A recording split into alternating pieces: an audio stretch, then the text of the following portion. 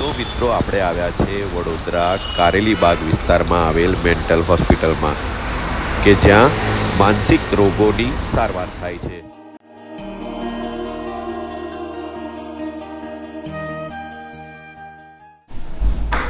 જી sir, આજે hospital છે, mental hospital છે, વડોદરામાં ખૂબ મોટું નામ છે સરકારી હોસ્પિટલમાં, માનસિક રોગોની સારવાર થાય છે, તમે થોડી માહિતી આપજો।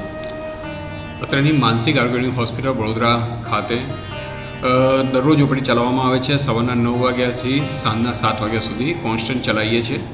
રવિવારે પણ 9 થી 12 ચલાવીએ છીએ। ફક્ત જાહેર રજાના દિવસે જ આપણે બંધ રાખીએ છીએ। દરરોજના લગભગ 250 પેશન્ટ જેવા એની એવરેજ ઓપીડી હોય છે। હોસ્પિટલમાં એની સાથે દાખલ દર્દી કરવાની પણ સગવડ છે। 2 પ્રકારના વોર્ડ છે। એકમાં પેશન્ટ એના સગા સાથે રહેતા હોય છે અને બીજા વોર્ડ છે જ્યાં પેશન્ટ એકલા રાખવામાં પડતા હોય છે। સામાન્ય રીતે અહીંયા પેશન્ટ આવે છે, એગ્રેસિવ વાયલન્ટ આવે તો ત્યારે પેશન્ટ સેટલ થાય ત્યાં સુધી પેશન્ટને સગાને રાખીએ છીએ। અથવા જો પેશન્ટ જો સગા રિક્વેસ્ટ કરે કે ભાઈ લાંબો સમય રાખી નથી શકતા તો એકલા પણ દર્દીને રાખવાની આપણી જોડે સગવડ છે। અહીંયા દરેક પ્રકારના પેશન્ટ્સ આવતા હોય છે, સારવાર થાય છે। માનસિક બીમારી હોય છે, દાખલા સિઝોફ્રેનિયા, ડિપ્રેશનના પેશન્ટ, મેનિયાના પેશન્ટ્સ આવતા હોય છે, ડિમેન્શિયા જે યાદશક્તિની મોટી ઉંમરે તકલીફ થતી હોય છે એના પેશન્ટ્સ આવે છે। વ્યસન મુક્તિ માટે પણ અહીંયા દર્દીઓ આવતા હોય છે। પ્લસ એપિલેપ્સી જે ખેંચની બીમારી હોય છે એના સારવાર પણ કરતા હોય છે। જરૂર પડે મેજોરિટી પેશન્ટ્સને ઉપરી પર ટ્રીટમેન્ટ કરવામાં આવે છે, જરૂર પડે દાખલ પણ કરવામાં આવે છે। આ ઉપરાંત આપણી જોડે કાઉન્સેલર છે, સાયકોલોજીસ્ટ છે, જેઓ કાઉન્સેલિંગનું પણ કામ કરે છે। ડિસેબિલિટી સર્ટિફિકેટ પણ આપણે અહીંયાથી ઇસ્યુ કરવામાં આવે છે। તો mental retardation, mental illness, autism spectrum disorder અને લર્નિંગ ડિસઓર્ડરના ડિસેબિલિટી સર્ટિફિકેટ અત્રેની હોસ્પિટલથી દરરોજ કાઢી એને આપવામાં આવે છે પેશન્ટને।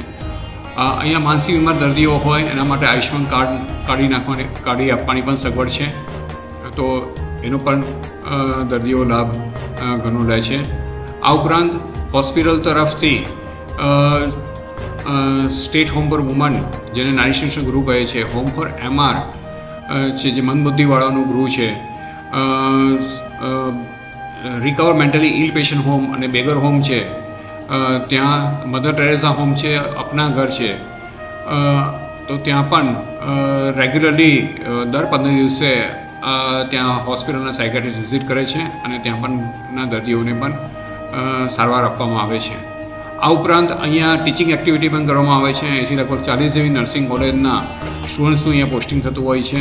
અહીંયા DNB સાયકાટ્રી ચાલતું હોય છે અને આ ઉપરાંત SSG અને અન્ય હોસ્પિટલ્સના પણ રેસિડેન્ટ ડૉક્ટર્સનું અહીંયા પોસ્ટિંગ થતું હોય છે। આ ઉપરાંત સાયકોલોજીના સ્ટુડન્ટ્સનું પણ અહીંયા પોસ્ટિંગ થતું હોય છે। તે લોકોને પણ ટીચિંગ કરવામાં આવે છે, પ્રેક્ટિકલ તે લોકોને ટ્રેનિંગ આપવામાં આવતું હોય છે। એવા MSWના સ્ટુડન્ટ્સ પણ અહીંયા પોસ્ટિંગ થતું હોય છે અને તેઓને પણ ટ્રેનિંગ આપવામાં આવતી હોય છે। આ ઉપરાંત હોસ્પિટલ દ્વારા આધાર હેલ્પલાઇન ચલાવવામાં આવે છે, જે અલ્ટ્રુઇસ્ટિક NGO સાથે સ્ટ્રેટેજિક પાર્ટનરશિપ કરવામાં આવી છે। જે પણ વાયલન્ટ એગ્રેસિવ પેશન્ટ્સ હોય જે અહીંયા હોસ્પિટલમાં આવતા ના હોય તો આધાર હેલ્પલાઇન નંબર છે 9722 100 200 અને 9722 100 300 એની પર કોલ કરવાથી વ્હીકલ આવે છે અને પેશન્ટ પોલીસને ઇન્ફોર્મ કરી પોલીસની હેલ્પ દ્વારા પેશન્ટને અહીંયા હોસ્પિટલમાં સારવાર માટે લાવવામાં આવે છે। ઇવન કોઈ પણ રસ્તામાં જો વન્ડરિંગ લ્યુનેટિક્સ હોય તો તેઓને પણ પોલીસે ઇન્ફોર્મ કરી પોલીસની હેલ્પ દ્વારા અત્રે દાખલ કરવાની પણ સગવડ આપણે કરાવીએ છીએ। આ ઉપરાંત અલ્ટ્રુઇસ્ટિક NGO સાથે હોમ અગેન પ્રોજેક્ટ ચલાવીએ છીએ, જે રિકવર પેશન્ટ થયા છે અને જેના સગા નથી તેવા દર્દીઓને એક કોમ્યુનિટીમાં સમાજમાં રહી શકે એ રીતેનું ત્યાં પેશન્ટ્સ એ લોકો 7 થી 8 પેશન્ટ સાથે રહેતા હોય છે અને એ લોકોનું કેરનું પણ જવાબદારી લેતા હોય છે। આ સમગ્ર સર્વિસ આપણે ત્યાં બીજું ઓક્યુપેશન થેરાપી યુનિટ છે જ્યાં દર્દીઓ કામ કરે છે અને કામ કરતાં બહાર કામ કરી શકે માટે જે ગુનો ડેવલપ કરવા જોઈએ કે ભાઈ ફ્રસ્ટ્રેશન ટોલરેટ કરવું જોઈએ, કોન્સ્ટન્ટ એક જગ્યાએ બેસીને કામ કરવું જોઈએ, હળીબળી કરવું જોઈએ, તે બધા ગુનો શીખતા હોય છે।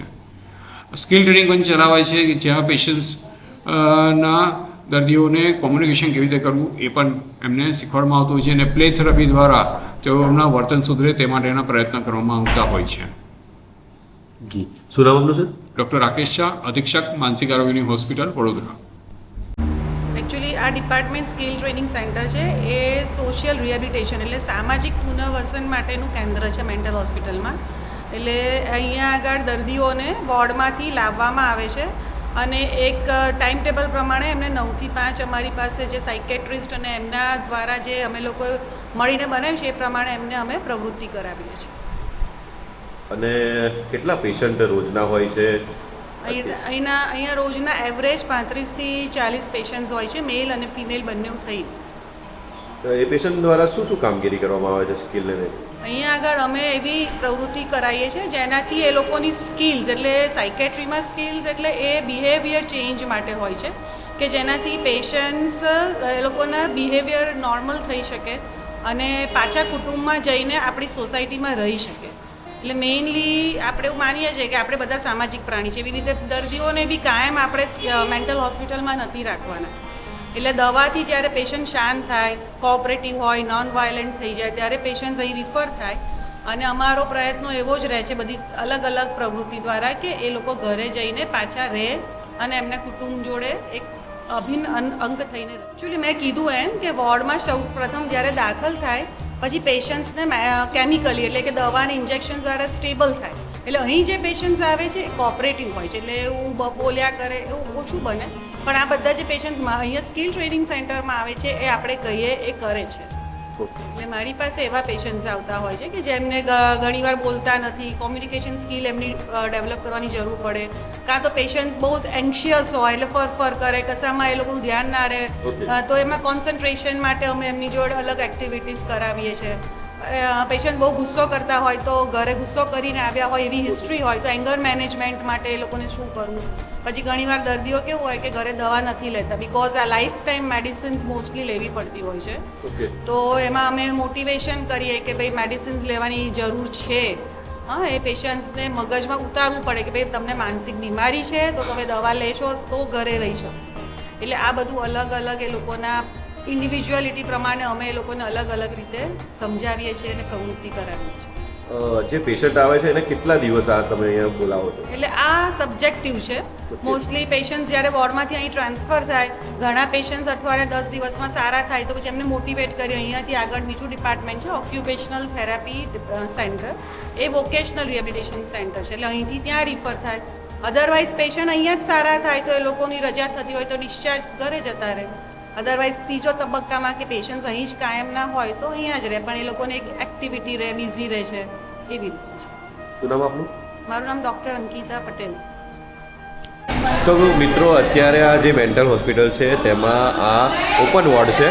આ ઓપન વોર્ડમાં દર્દી અને સગા બંને સાથે રહે છે અને તેમની સારવાર કરવામાં આવે છે. અને અહીંયા અલગ અલગ વોર્ડ છે તેમાં અમને દાખલ રાખવામાં આવતા હોય છે.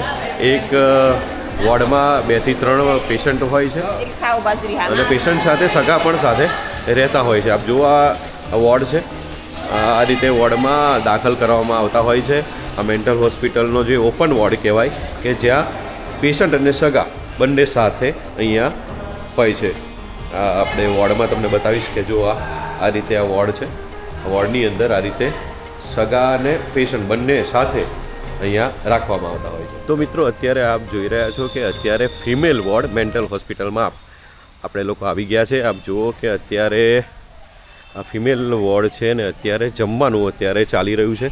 તમામ દર્દીઓને અહીંયા જમવાનું ફ્રીમાં આપવામાં આવે છે અને આ પેશન્ટો છે આપ જોઈ રહ્યા છો. આપણે ફિમેલમાં ટોટલ 4 વોર્ડ છે. આ ફિમેલ 4 વોર્ડ છે જે એકદમ સ્ટેબલ પેશન્ટ છે, કોઓપરેટિવ પેશન્ટ હોય કે આપણે જે પ્રમાણે કહીએ એ પ્રમાણે માને છે, તો એ ટાઈપના પેશન્ટ આપણે ફિમેલ 4માં રાખેલા છે. ફિમેલ 2 અને 3 આ 2 વોર્ડ એવા છે જેમાં એજેડ પેશન્ટ છે અને એવા ફિમેલ પેશન્ટ છે જેમને બ્લડ પ્રેશરના ઇસ્યુ હોય, ડાયાબિટીસનો ઇસ્યુઝ છે, કાર્ડિયાક પ્રોબ્લેમ હોય યા અધર બીજા ફિઝિકલી ઇસ્યુઝવાળા પેશન્ટ છે, એમને આપણે 2 અને 3માં રાખીએ છીએ. આપણે ફિમેલ 1 વોર્ડ છે.